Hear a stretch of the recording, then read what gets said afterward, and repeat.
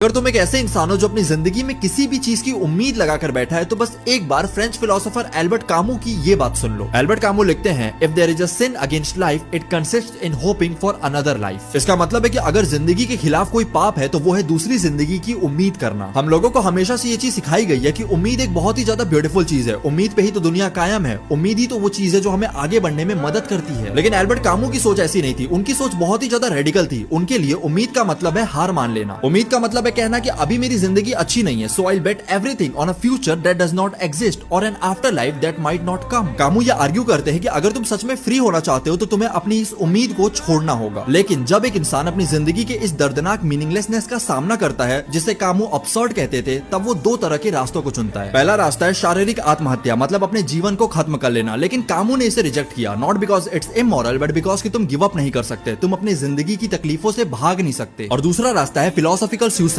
मतलब जब एक इंसान अपनी जिंदगी की रियलिटी को फेस नहीं कर सकता है तब वो कहानियां बनाता है, फेरी टेल बनाता है, और इसी से जन्म होता है रिलीजन का, आइडियोलॉजीज का, उम्मीद का। तुम कहते हो कि ठीक है, मैं आज सफर कर रहा हूं क्योंकि जो भगवान है उसके पास मेरे फ्यूचर को लेकर कुछ बेटर प्लान्स हैं, या फिर ये यूनिवर्स मेरे को एक सही रास्ते की तरफ लेकर जा रहा है, या फिर जब मैं मर जाऊंगा तब मेरे को स्वर्ग मिलेगा, वहां पर मैं खुश रहूंगा। और कामू ने इसी चीज को फिलोसॉफिकल सुसाइड कहा, क्योंकि तुम अपने रेशनल माइंड को मार रहे हो अपनी फीलिंग्स को बचाने के लिए। तुम इस अब्सर्ड रियलिटी को छोड़कर कभी ना कभी की कल्पना में जीना शुरू कर देते हो। एल्बर्ट कामू ने इसका सॉल्यूशन भी दिया, तुम्हें करना पड़ेगा रिवोल्ट। तुम्हें इस अब्सर्डिटी का सामना करना पड़ेगा। तुम्हें ये एक्सेप्ट करना पड़ेगा कि तुम्हारी जिंदगी का कोई भी ग्रैंड मीनिंग नहीं है, कोई भगवान का प्लान नहीं है, कोई हैप्पी एंडिंग नहीं है, और ये सब जानते हुए तुम्हें अपनी जिंदगी को जीना पड़ेगा। आई नो, सुनने में ये बहुत ज्यादा डिप्रेसिंग है, लेकिन कामू कहते हैं कि यही अल्टीमेट फ्रीडम है। एक बार सिसिफस के बारे में सोचो। सिसिफस को ये सजा मिलती है कि उसे एक पत्थर को हमेशा एक पहाड़ के ऊपर ढकेलना पड़ेगा, लेकिन वो जो पत्थर है वो खुद लुढ़क कर नीचे आ जाता है। लेकिन अगर सिसिफस ये मान ले कि वो पत्थर हमेशा नीचे ही आएगा, लेकिन फिर भी वो उसे ढकेले, इसलिए नहीं कि वो सफल होगा, बल्कि इसलिए क्योंकि वो करना उसने खुद चुना है। तो ऐसा करके वो अपनी किस्मत का मालिक बन जाता है। और कामू ने लिखा, the struggle itself is enough to fill a man's heart, one must imagine Sisyphus happy. Happy क्यों? क्योंकि सिसिफस ने भविष्य का इंतजार करना छोड़ दिया और उसने अपने वर्तमान को अपनाना शुरू कर दिया। आई नो, कई लोगों के लिए ये थॉट बहुत